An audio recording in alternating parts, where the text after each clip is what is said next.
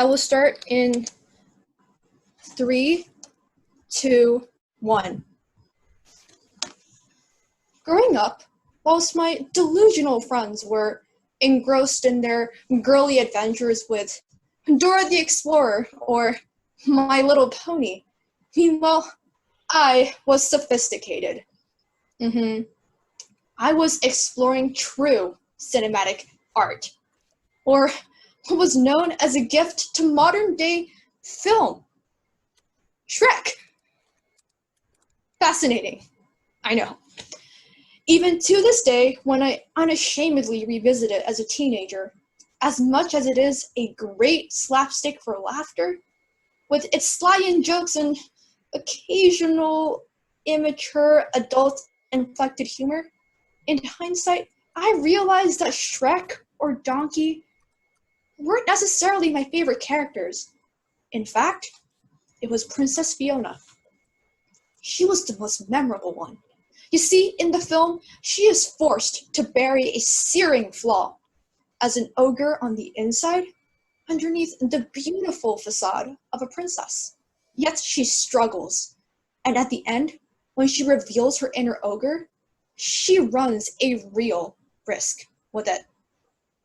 And quite upsettingly, to me, that is a reflection of the tragedy that the 21st century Instagram generation currently faces. You see, today, as we live in a world gripped and clenched with poisoned comparison culture, it's time to admit that our notion of social media has remained so narrow that it has become as insidious as it's ever been. We have been incubated by the realm of social media to be frauds rather than friends, to be violent rather than vulnerable, and to be toxic rather than tolerant. And that is my concern. My fear is that in today's world, be it personal or political, we have become diseased with our sickening dependency on instant gratification, with a dying thirst to feel included. We are forced to snap, gram, like, post, retweet, tweet. And the list is endless. Now, don't get me wrong. COVID-19 is a horrible disease. Experiencing it firsthand myself, it was a far cry from a comfortable experience, of course, and it's cost the lives of many. But unlike COVID-19, social media is in the background. And just last year, it's claimed the lives of 1 million teenagers. It's slow, it's pernicious, and us teens results in being the invisible victims of this modern pandemic. Now, when I was isolated in quarantine, my friends will easily tell you that I wasn't averse to the semi-regular Instagram post or the occasional Snapchat story. But what I am disgusted by is how social media has become a pitfall for blaspheming social comparison and endless mental battles in and between teenagers. That may seem like an absurd exaggeration, almost even hyperbolic, but it really feels like that nowadays. Join me as we first examine how social media has led to a disturbing rise of teenage depression, afflicted our tendency to oversimplify the truth, and last, and definitely not least, how our generation should go about in solving such a mammoth issue. And the effects are ubiquitous, permeating our culture and conscience. As President Trump so heralded earlier this year, he denounced COVID-19 as the Chinese virus. Within minutes, that statement soon flooded mainstream and social media, and that belief has since been instilled and cemented in the minds of many Americans. Too many Americans, because according to House Representative Judy Chu, over 100 Asian Americans are attacked every single day because of the COVID-19 pandemic and its association to Asian Americans. But why? In a country that is seemingly infatuated with supporting equality, liberty, and in the so-called land of the free, how is this possible? With the boom of social media, everything comes at our fingertips.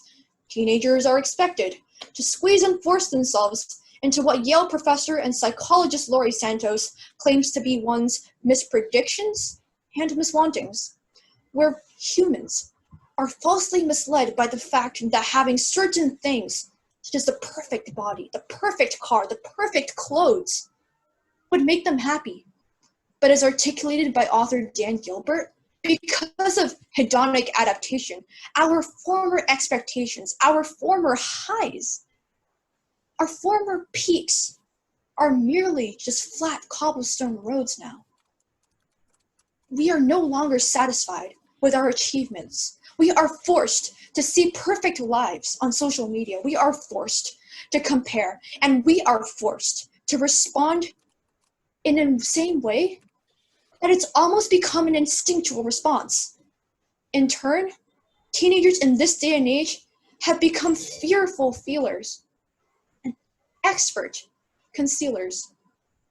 And every day, it seems like the whole mantra of portraying our perfect lives in social media has seeped into the crevices of our lives and has pushed us to the scraping edges of a cliff. As attested by Professor Santos, teenagers reported to be 70% happier 40 years ago compared to now. Why? Teenagers at the time didn't need to perform. They weren't burdened with the fear of being judged by their friends. There's 650 followers on Instagram. As we have been born into a world where we are constantly viewed and judged by masses of people, teenagers inevitably play the masked charade, thus denying them of the innocent freedoms of imperfection, the innocent freedoms of learning from their mistakes, and being robbed of the very freedom of their childhood. The superficial nature of masking our true identity is gratingly disingenuous. In reality, the National Health Institute claims that 50% of teenage suicide cases are due to social media. Shocker. In essence, these teenagers are resigned to these reclusive and repressive realities before they become adults, before they embark on a new chapter of their lives. That's 2 students per minute, and that's almost 16 students since I began talking. When we see people who we think can grace the cover of Vogue, we can't afford to present the slightest glimpse of our own flaws in social media. As articulated by Stanford professor Carol Dweck, social media and comparison culture has perpetrated us towards the fixed mindset of holding on to the minutest of comparisons. Gone, long gone, is our widespread appreciation for complexity and nuance and emotion, whilst all we ever see is a facile, superficial portrayal of a complex human being. And for that matter, the same can be said about homosexual equality. But it does still not stop people from boiling it down to a simple hashtag yay for gay. Instead, we turn to a way that we believe remedies and erases our flaws by oversimplifying complex issues and struggles that we face into one simple catchphrase. To be frank, there aren't simple solutions, but we must act, and we are only at the first step of a long and transformative march. I would like to think of social media as a road. It's just like crossing a road. We need to look left and right. To remedy this pressing issue, we need to educate our children to be critical thinkers, to be healthy skeptics, to ask questions, and to never be satisfied with the easy answer. Because we can't be silent for much longer. And it is our turn to empower our generation to accept that we are more than just a profile picture. In a world calloused with imperfections, battered with tragedy. We do not live in a perfect and Instagrammable world.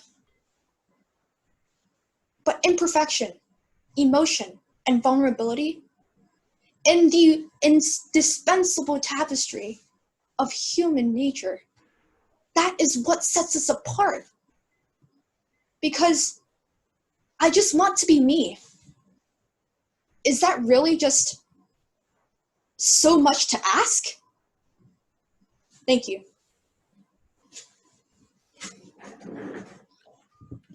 Okay, before the next speaker come, you are the topic is social media, the new pandemic. You are Luin. Sorry if I don't mention your name correctly. Yeah. Sorry, pardon? Your name. My name is Larissa. So I'm not supposed to be the third speaker? Pardon? I don't think so. I think this is in the right order, is it You're not? supposed to be the first speaker. That's what it says on my schedule. She's the first? You just check her. I know I'm second. Now the speaking order is not in line as the list we were given. Yes. So it happened to me as well. So I'm going to do in this way because on the ballots I just put the name down, and as long as we put the right contents according with the right person, I'm sure it's going to be okay, because it happened to me. It's the same thing. I don't want to change the order on my ballot as well. I'm so sorry. Yeah, but the thing is, I put the right comments to the right person. Okay, because we have the first speaker to be North America. Yes, and then the second one is Crofton, and then the third one. So I really want to know the layout before. So you are actually the first speaker, right? Me? No. It's North America. I'm Crofton. I'm George. I am so sorry because I was told that I was just called and I was told that I was the first speaker. I am so sorry. No problem. It's okay. I just wanted to know. It's very fine. It's very fine. Don't worry at all. Okay. Yeah. So I have a question. So should I go next as second, and keep it the same, or should North America jump in? So, okay. 10. I think for me it's fine because I just need to put the right comments to the right person. So it's not about the order because it's going to be. So who is going to be the next? I can go next because if that makes that makes it easier for you guys because I was second anyways. Oh, you were second anyway. Yeah. Okay, good point. So you are. My name's Kelly Zhang. Kelly. From Crofton, yeah. Yeah, it's fine with me. Good point. It's fine. Yeah, I'm also fine. I'm also fine. Yeah. Okay. So Kelly.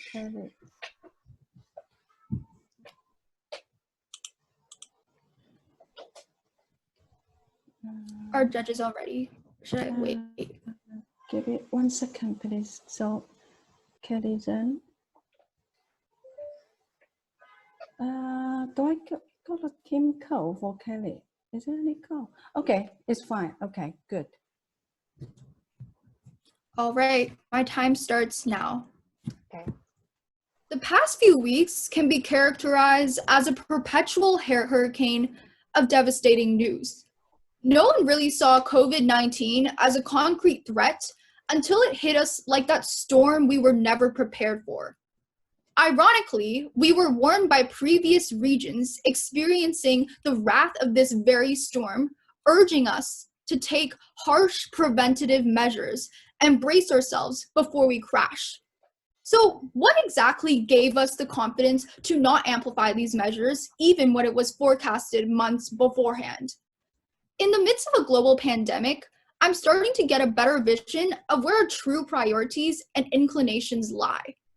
When we are given the choice to put a band-aid over a plunging economy or to enact cost-prohibitive implementations of public health, it is inevitable to say that we are walking a very, very fine line. And not at all am I undermining the importance of employment or subsistence wages in the middle of an international crisis, but I'm observing a phenomenon of our choices and tendencies at a time like this.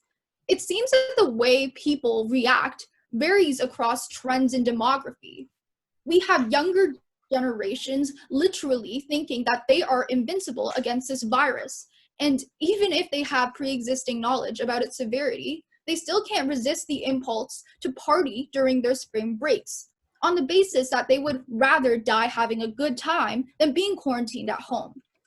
Then again, you would think that the people who are running the government would have the conscience to acknowledge the magnitude of the issue. President Trump claimed multiple times that the country would be open by Easter holidays, allowing many industries to run back to the way it was, without taking into consideration that America has now arrived at a staggering number of more than 1 million active cases.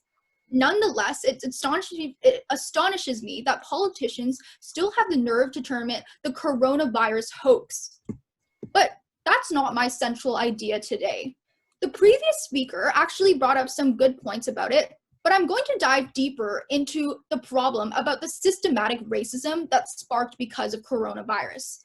As someone who has personally grown up in Canada, I feel disgusted by the devastating retweets and reposts of the stories I see every single day, such as Julie King, who said she was verbally assaulted in December when coronavirus cases were just beginning to surface in China. A man walked up to her in the middle of downtown San Diego, got into her face, and called her racial slurs. It took a moment for her to register what happened, she said, and then she tried to shrug it off. But this wave and spike in racist terms, memes, and news articles targeting Asian communities in North America is not a problem to be undermined. We have seen reports about Asian Americans being spit on, yelled at, even threatened in the streets. There has been even a recent stabbing in Montreal and increased violent targeting of Asian businesses. But history tells us that this is not the first time that fear of disease has led to outbreaks of anti-Asian racism. Underlying prejudice against Asian communities have been a staple feature of North American society since the first Chinese workers arrived in the mid-19th century. So I'm going to take you guys back to the time where this has all begun. When China has now become the next superpower to the world, where the World War II Iron Curtain divide between the US and Soviet Union has transitioned into a new era of China versus the United States. They have progressed monumental success in economic gain that currently surpasses the rest of the developing and developed world, especially in the manufacturing sector. Yet, despite how successful it has been in becoming a dominant worldwide economy, the rest of this world still views this nation with skepticism. The Chinese were consistently being accused of being barriers of infection even back in the 19th century.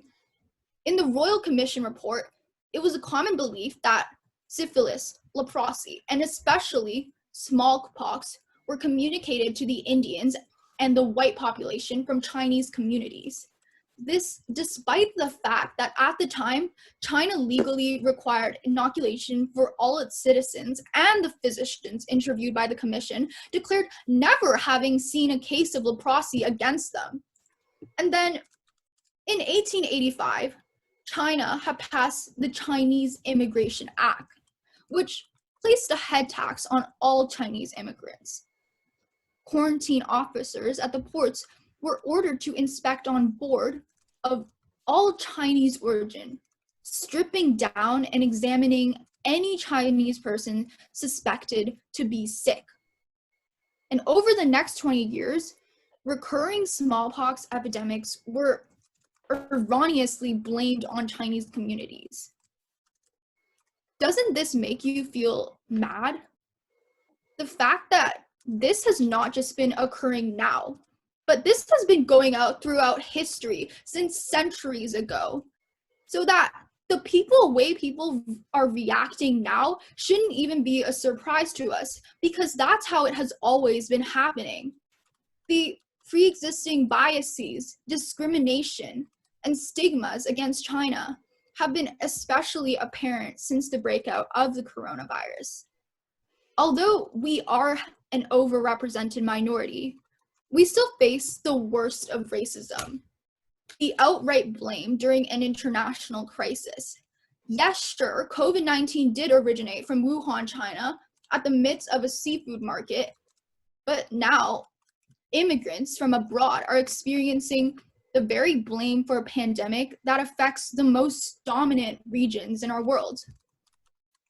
I'll give you an example to help you better understand the magnitude of the situation, because this is not a case in 1,000. Rather, this now happens on a daily basis where people will target Chinese people, and not just being verbal, but physical attacks too, where you see natives physically beating up an old Asian man for COVID-19. Those are the stories that I see every single day popping up on my feed wherever I slide, and it is simply outrageous. But what exactly can we even do to stop it? We would like to think that the best way we can stop this is by changing our mindsets and being more acceptable to shift our central path back to actually how to find practical solutions. Because in these most desperate times, we should be supporting each other as nations, sending our prayers, supporting each other with external resources like masks. Yet, in the reality, no one seems to be wanting to look for actual solutions. Yet, we perpetuate this cycle of fear-mongering and hate against minority communities right now. This is how the rest of the world views China. I wanted to end with this. Although viruses know no borders, and they don't care about your ethnicity or your socioeconomic status, the color of your skin, or how much money you have in the bank, language, physical differences in our appearances can easily spark discrimination in times of fear. Because this fear-mongering rhetoric brought over decades by the West are blatantly a violation of our personal freedoms. Thank you.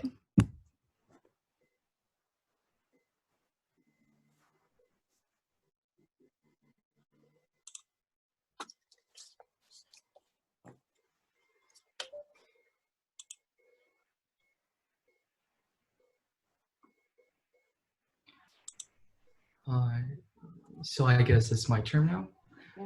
Are the judges ready?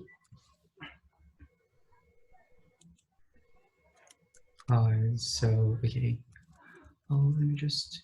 Okay. So my yeah. Okay. So my speech will start now. So the topic today of my yeah. Okay.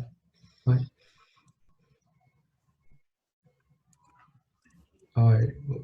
Is there any problem happening, or can I start? Can I start?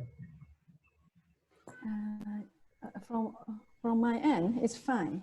So is everyone ready? Can we hear each other? Yes, it's fine. It's fine too from my end. Yeah, totally. I think you can start. Okay. All the judges, are we able to hear the contestant? I can. What about? Yeah, it's fine. Okay. So my speech will start now. A couple of weeks ago, I saw the movie Frozen 2. It was supposed to be an exciting, heartwarming, and a film great for families to watch. However, what I felt was something different, something spine-chilling, something dark. The dominating image inside me was actually fear, the fear of the unknown, one who often calls the darkest end of the world. At the age of 9, I heard my dad tumbling down the stairs. Then I saw the man who was once tough and powerful being lifted out of our front door and onto the ambulance. It was my first encounter with the word unknown, or its nickname, uncertainty.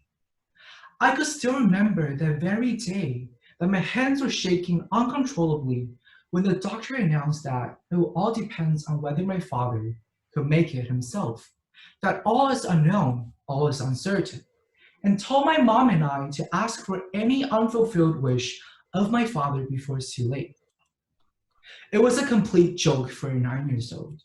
Even till now, I still couldn't imagine how fragile we are when facing death and the unknown. How tall and strong just isn't enough to protect us from the sickle of death. At the age of 12, I spent half a year lying on the hospital bed because of a leg injury. Sarcastically, the thought of the unknown this time took my childhood memories. I never knew whether it was the past experience of my father or overhearing the doctor notifying my mom that I might be disabled for the rest of my life. I started to wonder, and I started to question myself. Will I ever be able to travel the world like I've always wanted to? Will I ever be able to chase around with my friends? And most importantly, will I ever be able to become normal again? This is not supposedly a sad story. This is not a story about how might I've cried day and night over the shower because of the unfortunates. This is a story, or more precisely, a concern that I've encountered numerously, and so did you, and a concern that needs to be addressed urgently. It had came to me that unknown, a simple two-syllable word, had generated such a huge impact in the hands of the people. You might be shocked to hear what the fear of the unknown had created. Namely, the illusionary next Great Wall on the southern border proposed by President Trump. Now, please allow me to elaborate. What's concerning is that the fear of the unknown had actually resulted in a so-called fear-mongering, in which the people are simply too afraid of the fear itself and started to make misjudgments. And there goes Donald Trump's techniques. And I quote, "The lawless state of the southern borders is a threat to the safety, security, and financial well-being of all Americans. Thus, the wall." At first sight, ironically, this seemed like a correct and precise statement. Now let's take another look. Let's examine the rhetorics. This quote first incites our fear of a chaotic society, a chaotic country. Right after that, it magically proposes a solution. This is when the magics happen, so bear with me. The fear had made us desperate for solutions. And bam, the solution's here, namely the wall. How convenient. This is the fear of the unknown. The exact fear that restrained us from moving forward and identifying the true lying cause. President Trump is somewhat correct in saying that the borders is in a state of crisis. But what they have neglected is that much of the current chaos can be linked back to the administration's own immigration policies, which have threatened the ability of Central American refugees to rightfully seek asylum. This is what the fear of the unknown could do to us, as it suppress and restrain our insights towards our surrounding. To the minimum, they create losses. To the maximum, it dehumanizes us. Now examining the underlying cause and devastating impact that the fear itself could bring. Every single one of us is somehow afraid. Spiders, Voldemort, Trump winning his second term, or perhaps forced to make a choice of their favorite rapper between Cardi B and Nicki Minaj. The majority of the time, what we tend to do is to simply escape, simply avoid the question or the reality, because this is what we see in psychology as a double approach avoidance conflict, which, to put it simply, it is like when you're choosing who to bring on a date. You like A's outfit, but you hate A's personality. On the other hand, you like B's personality, but you hate B's outfit.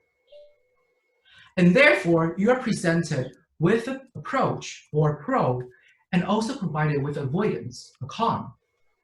This is when the unconscious fear kicks in. Because choosing either choice would result in a consequence that we could never predict. So instead, we would just give up on the date or give up on two choices. The saying, ignorance is a bliss, but is it really? On the contrary, ignorance is only the ideology that we created in our mind to escape from the unknown. This dehumanizes us. Why so? The fear with days of progressing, it gradually corrodes us. As we live under the fear of the unknown and fear-mongering, we started to form a general perception and which concludes to the phrase repeatedness. And yet, it is the repetitive fear that made us little by little inexorable and unaware. Emma Gonzalez, a survivor of the major school shooting that took place in Parkland, Florida. He wouldn't have been able to kill that many people with a knife, she said. This tragedy was a massive headline at the time. I believe the majority of us could still recall the devastating impact that this incident has brought, and how gun control once again appeared in a publicity at a controversial state. Now, let me ask, just between you and me, how many school shootings happened after this incident? How many are you really aware of? We still hear school shooting happening across the world, but are we still paying as much attention as the school shooting that took place in Parkland, Florida? Are our attention still directed to all the school shootings? The answer is probably no. We're used to the fear. The constant fear that we're living under has diminished our sentiments and passions. We are overwhelmed with fear, and therefore we started to accustom them. This is what tangles our footsteps in innovation, in life, and humanity. Eventually, it all came to me. The truth of the unknown. We tend not to choose the unknown, which might be a shock or a disappointment, or simply a little difficult to cope with. And yet, it is the unknown with all its disappointments and surprises that is the most enriching. So how do we solve this then? The answer is we can't. We can't control human nature. However, what we could do is approach the fear in a different perspective. Rather than escaping, what's only right is to actually embrace these unknowns. Only by turning the unknowns into something that we've known, the act itself will be fulfilling. What exactly should we do then? Well, what I would suggest is that the world orbits with or without us. Coming ahead of the times, indecisive is always bad. Like I've said, to the minimum, it creates losses. You miss out on a good deal because you're overthinking. To the maximum, it dehumanizes.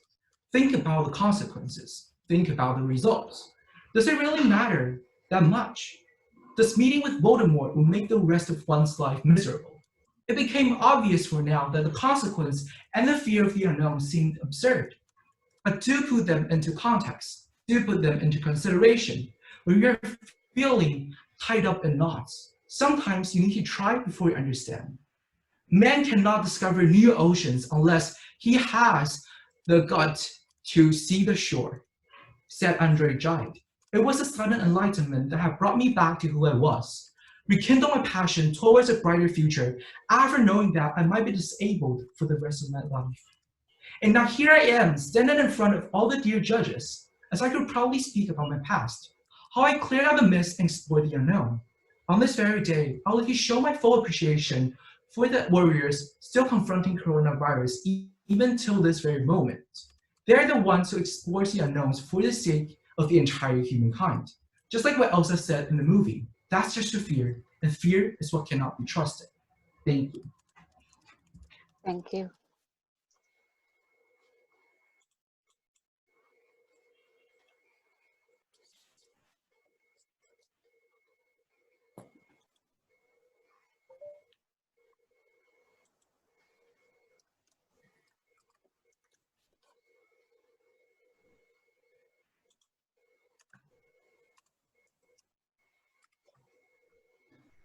So, judges, do you have any comments or feedback?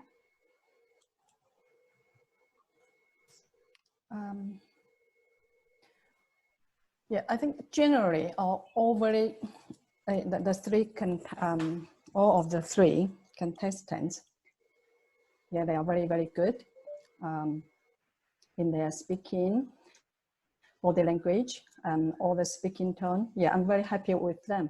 And so the details will be revealed in the barrels. So that is the comments from me is Jin Gao. So what about the other two judges? Okay.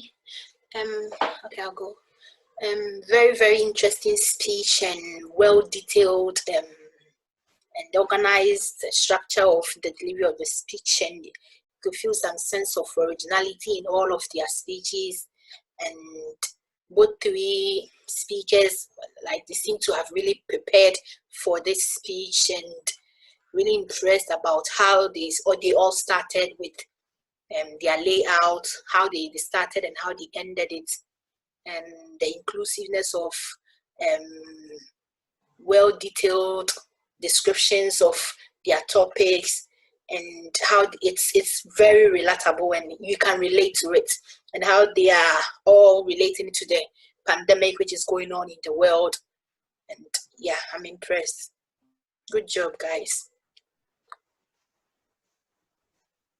Well, it's my turn, right? Okay. Well, I want to say congratulations on coming to the final of today. Congratulations. Yeah, three of you are so excellent. Yeah, just like what the other judges said, you were so excellent, and it's so hard to distinguish and who is the best. So we need some time to think about it. About the topic, I think all the topics you made are the hardest, the most popular one. And for the contestant number 2, and let us know what's going on the other side of the globe. And contestant number 1, I also heard a lot of the latest news and about what is happening over there. And contestant number 3, yeah, actually I met you in this morning. I was very impressive with your the topic, yeah, about the social media is also the most concerned topic for me, because for teenagers and as a middle school student's mother, I'm really concerned about that issue too. Okay, everyone is very good, excellent. Thank you for your excellent performance. Yeah, that's all about my comment.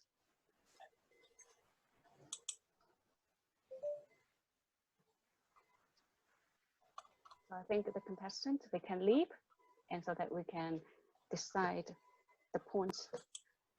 Bye. Bye. Yeah, Thank you. bye. Thank you so Bye. much. Thank you so much for your time. Okay, thank you too. My pleasure.